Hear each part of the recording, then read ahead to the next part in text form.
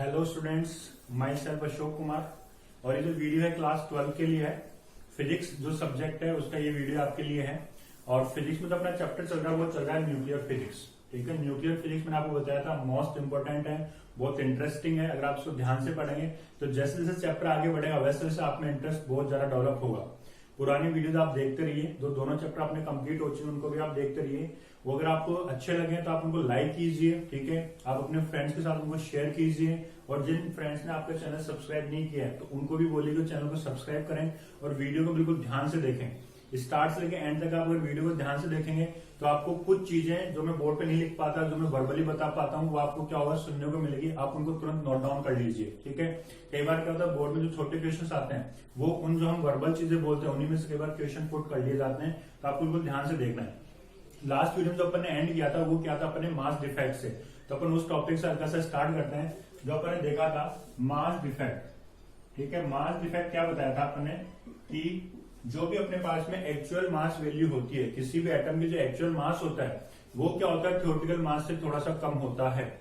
The slightly difference between actual mass of an atom to the theoretical mass of atom is known as mass defect, ठीक है। मैंने आपको एक oxygen का example देके बताया था कि उसकी जो एक्चुअल मास वैल्यू होती है वो होती है 15.99 यूनिट, और जो अपने थ्योरेटिकल वैल्यू निकाली थी वो अपने क्या निकाली थी 16.120 यूनिट। तो उन दोनों के बीच में जो स्लाइटली डिफरेंस आया था वो क्या था, आपका मास डिफेक्ट वहां पे आया था, ठीक है। अब ये मास डिफेक्ट होता क्या है, ये जो मास डिफेक्ट वो चला कहाँ गया। सिंपल सी बात है, मास हमेशा कंजर्व रहता है, तो मास जो डिफेक्ट है वो कहाँ चला गया, ये सारी चीजें अपन यहाँ पे डिस्कस करेंगे। तो अपन थोड़ा सा पहले डिस्कस करते हैं। मास डिफेक्ट का अपने फॉर्मुला दे दिया था, क्या देखा था, the difference between actual mass to the theoretical mass. यहाँ से अपन क्या बोलते हैं, जो डेल एम आपका आया, डेल मास, डेल एम क्या होगा, जो नंबर एटॉमिक नंबर है उसको अपन ने क्या किया, मास और प्रोटॉन से मल्टीप्लाई कर दिया, ठीक है। जेड का तो आपका एटॉमिक नंबर होता है और प्लस कर दिया अपन ने ए माइनस जेड, ये आपका एक्चुअल फॉर्मूला है, ठीक है।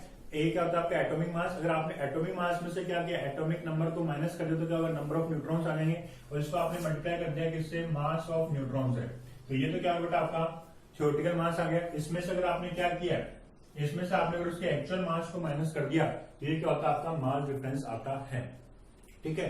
अब मैंने इसको अपन जो लिंक करते हैं कि जो मास डिफेक्ट आया हर एटम में होता है, तो ये चला कहां गया, ये जो डिफेक्ट आया, जो मास जो आपका स्लाइटली डिफरेंस है, मतलब कुछ ना कुछ लॉस हुआ है, ठीक है। क्या होता है, जो एक्चुअल मास हो तो थोड़ा सा कम होता है, इट मींस मास का लॉस हुआ, वो मास गया कहां वो अपन देखते हैं। तो अपन इस चीज को लिंक करते हैं। मैंने आपको बताया था जो आइंस्टीन नाम का साइंटिस्ट था, उस साइंटिस्ट ने आइंस्टीन नाम के साइंटिस्ट ने क्या किया था, मास एनर्जी के बारे में कुछ आपको बताया था। क्या बताया था, del E is equal to del m c square, ठीक है। क्यों, उसका फॉर्मूला क्या होता है, E बराबर एम सी स्क्वायर होता है। इट मीन जो कोई भी मास है वो क्या होता है, एक स्पेशल टाइप ऑफ एनर्जी को कंजर्व करता है।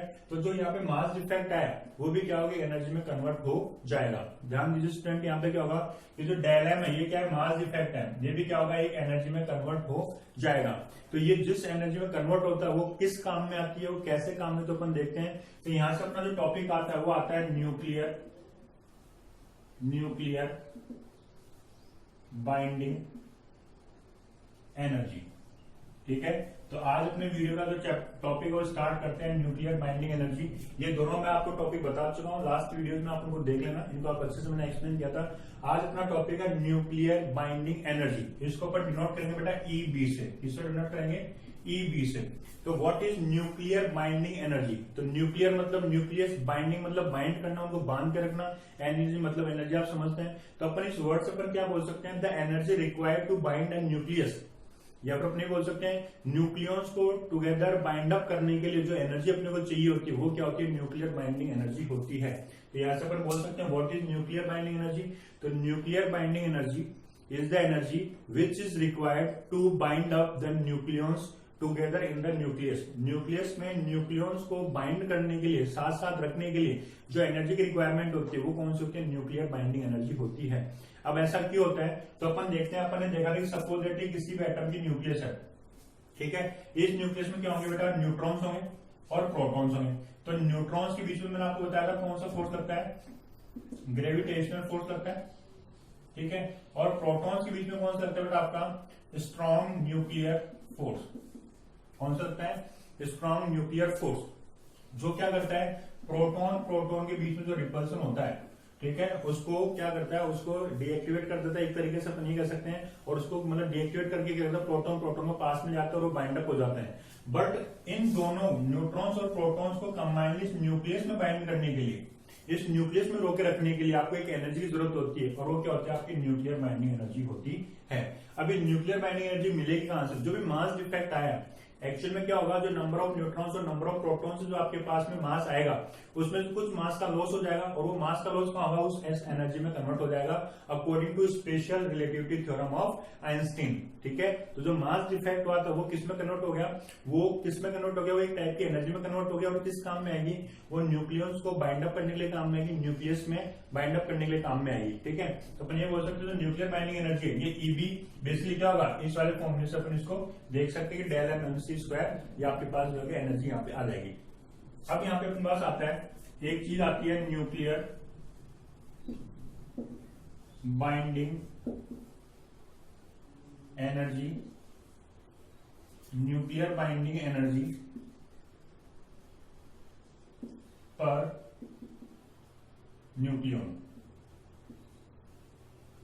ठीक है, ये भी कई बार बोर्ड में क्वेश्चन पूछा जाता है, छोटा क्वेश्चन आते हैं यहाँ से। इसको बेटा अपन डिनोट करेंगे ई बी ए से, किस नोट करेंगे, ई बी ए से, कि ये हो गया आपका बाइंडिंग एनर्जी पर न्यूक्लियन। ठीक है, ई बी ए से अपन इसको क्या करेंगे, डिनोट करेंगे, और इसका फॉर्मूला आपके पास में होता है nuclear binding energy per nucleon is equal to binding energy upon atomic number. अगर आपने जो भी आपकी बाइंडिंग एनर्जी आई है, न्यूक्लियर बाइंडिंग एनर्जी किसी भी एटम की आई है, अगर आपने उसको एटॉमिक नंबर से डिवाइड कर दिया तो वो क्या हो जाएगा, आपकी nuclear binding energy per nucleon. ठीक है, तो यहां से आपका न्यूक्लियर बाइंडिंग एनर्जी हो गया, nuclear binding energy per nucleon हो गया। अब ये जो सिंपल एक फॉर्मूला आपके पास में, जो इसमें जो क्वेश्चन आता है वो ग्राफिकली क्वेश्चन आता है। ठीक है, तो आपको क्या करना है, आपकी बुक में ग्राफ दे रखा है, ठीक है, वो ग्राफ आपको बिल्कुल ध्यान से, बिल्कुल आपको कामनेस से, शांति से आपको उसको देखना है, और वहां से क्वेश्चन कई बार पुट हो जाता है। तो ग्राफ किस किस के बीच में, आपका ग्राफ है nuclear binding energy per nucleon, nuclear binding energy per nucleon और एटॉमिक नंबर के बीच में ग्राफ है। ठीक है, तो जब आप उस ग्राफ को देखेंगे तो मैं आपको रफली एक ग्राफ इधर बना देता हूं। ठीक है, ये आपका क्या होगा, वाई एक्सिस होगा, और ये होगा आपका एक्स एक्सिस। ठीक है, ये कौन सा आपका एक्स एक्सिस है, और ये आपका वाई एक्सिस। एक्स एक्सिस पे उस ग्राफ में आपको लेना है एटॉमिक नंबर को, किसको में लेना है, एटॉमिक नंबर को, जेड को आप लेंगे, और जो वाई एक्सिस है यहाँ पे आप लोगे nuclear binding energy per nucleon को, nuclear binding energy per nucleon को आप किस पे लोगे, वाई एक्सिस पे, और एक्स एक्सिस किस पे लोगे आप, एटॉमिक नंबर को। ठीक है, तो जब आप यहाँ से देखोगे तो क्या होगा, स्टार्टिंग में कुछ जिगजैग स्ट्रक्चर होगी, फिर ये थोड़ा सा कांस्टेंट होगा, और फिर वापस क्या होगा, डाउनवर्ड होगा, इस तरीके का ग्राफ होगा। ठीक है, तो यहां से क्या माना जाता है कि ये जो कांस्टेंट है, ये लगभग आपका होता है एटॉमिक नंबर 30 से बड़ा और 170 से छोटा। ठीक है, इस ग्राफ को आपको स्टडी करना है, और इसमें 2-3 रिजल्ट आपके पास में आएंगे, वो आपको याद करने हैं। ठीक है, ज्यादा कोई कॉन्सेप्ट इतना कोई टफ नहीं है, कॉम्प्लेक्स नहीं है, सिर्फ आपको लर्न करना है। ठीक है, ये ग्राफ आपको क्या करना है, रीड करना है। ग्राफ आपका रफली कुछ इस तरीके से होगा, जहां पे ऑक्सीजन, कार्बन, नाइट्रोजन से बहुत सारे एलिमेंट्स के नाम लिखे होंगे, और उनको क्या होगा, ऐसे इधर इंसिडेंट करा रखा होगा, उसके हिसाब से आपको न्यूक्लियर बाइंडिंग एनर्जी दे रखी होगी। और ये बेटा जो न्यूक्लियर बाइंडिंग एनर्जी होगी वो आपकी होगी मिली इलेक्ट्रॉन वोल्ट में, इसमें होगी मिलियन इलेक्ट्रॉन वोल्ट में आपकी क्या होगी, ये बाइंडिंग एनर्जी होगी। तो आपको सबसे पहला रिजल्ट क्या पता लगेगा कि जब अपन ग्राफ को रीड करते हैं तो कुछ एटॉमिक नंबर के लिए, ठीक है, एक ग्रुप ऑफ एटॉमिक नंबर के लिए जो nuclear binding energy per nucleon होती है वो कांस्टेंट होती है, और वो लगभग 30 से लेके 170 एटॉमिक नंबर वाले एलिमेंट्स के लिए होती है। आपको इतना सा याद रखना है कि 30 to 170 वाले जो एटॉमिक नंबर वाले एलिमेंट्स होते हैं उनके लिए न्यूक्लियर बाइंडिंग एनर्जी की होती है बिल्कुल कांस्टेंट बिहेव करती है। अब इसका मतलब क्या हो गया, अब जो 30 से नीचे है वो क्या होगा बेटा, लाइटर न्यूक्लियस होंगी। ठीक है, ये लाइटर होगी, और 170 से ऊपर वाली कौन सी बेटा, हैवियर होंगी। ठीक है, तो आपको इतना से याद रखना है कि लाइटर और हैवियर, हल्की और भारी, लाइटर और हैवियर न्यूक्लियस के लिए, या जो एटॉमिक नंबर जिनका 30 से कम और 170 से ज्यादा है, उनके लिए जो न्यूक्लियर बाइंडिंग एनर्जी होगी वो क्या होगी बेटा, लेस होगी, थोड़ी कम होगी। तो पहला रिजल्ट तो क्या है कि 30 to 170 के बीच में ध्यान से सुनिए, 30 to 170 के बीच में जितने भी आपके एटम्स आते हैं, एटॉमिक नंबर वाले एटम्स आते हैं, उनके लिए जो nuclear binding energy per nucleon होगी क्या होगी, लगभग कांस्टेंट होगी। और 30 से कम, सेकंड रिजल्ट क्या है, 30 से कम और 170 से ज्यादा अगर आपके पास में एटॉमिक नंबर वाले न्यूक्लियस हैं तो उनके लिए क्या होगी, जो भी nuclear binding energy per nucleon होगी वो क्या होगी, लेस होगी, थोड़ी सी कम होगी। तो ये 2 रिजल्ट आ गए। थर्ड रिजल्ट में आपको इतना सा याद रखना है कि जो एटॉमिक नंबर 56 है, एटॉमिक नंबर 56 के लिए maximum kinetic, maximum nuclear binding energy per nucleon होती है। ध्यान से सुनिए students, A is equal to 56 अब आपको पता रखना है 56 पे कौन सा आता है, वो आपको खुद को सोचना है, मैं आपको नहीं बता रहा, आपको खुद को ध्यान देना है कि एटॉमिक नंबर 56 पे जो एलिमेंट होता है उस एलिमेंट की जो nuclear binding energy per nucleon होती है वो सबसे ज्यादा होती है और उसकी वैल्यू होती है 8.35 मिलियन इलेक्ट्रॉन वोल्ट। ठीक है, तो यहाँ पे देखो इन दोनों के बीच में आएगा, ठीक है, 30 और 170 के बीच में आ रहा है 56, तो 56 वाले एलिमेंट की क्या होती है, nuclear binding energy per nucleon सबसे ज्यादा होती है और वो कितनी होती है, 8.35 होती है।